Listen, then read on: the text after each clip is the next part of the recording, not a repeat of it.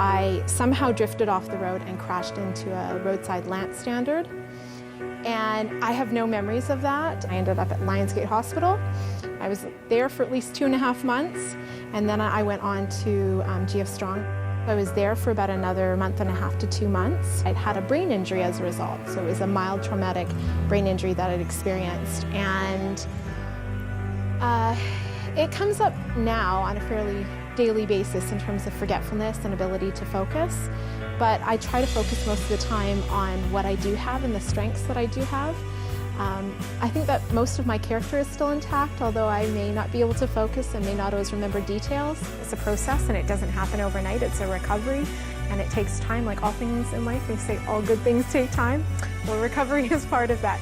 Connecting with the BC Centre for Ability was a happy series of circumstances.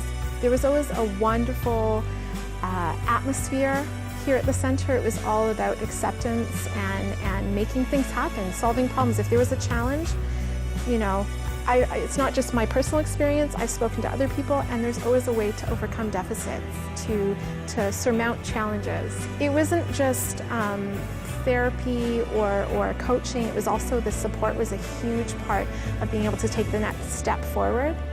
My name is Mark Greenheit, and I work at the BC Centre for Ability. I manage a program called Abilities in Mind. I met Melanie in 2009. Melanie is somebody with skills and abilities, and yes, she was involved in an accident that resulted in a traumatic brain injury, but she still has capabilities, and if we work with her as an individual and draw out those capabilities, she becomes an excellent employee, which she has. Melanie is very involved in the Abilities in Mind program. She sits on our advisory board. AIMS is a short acronym for Abilities in Mind. After having worked with Mark for some time in terms of the return to work scenario, I guess he got a feel for my character and my interests.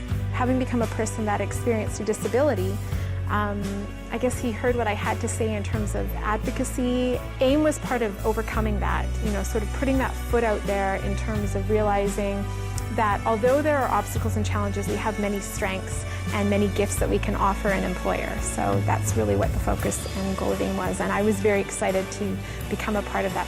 We all offer our experiences, maybe how we problem solve. Sometimes they're funny stories, sometimes they're stories of frustration, but it's that combined effort that helps us.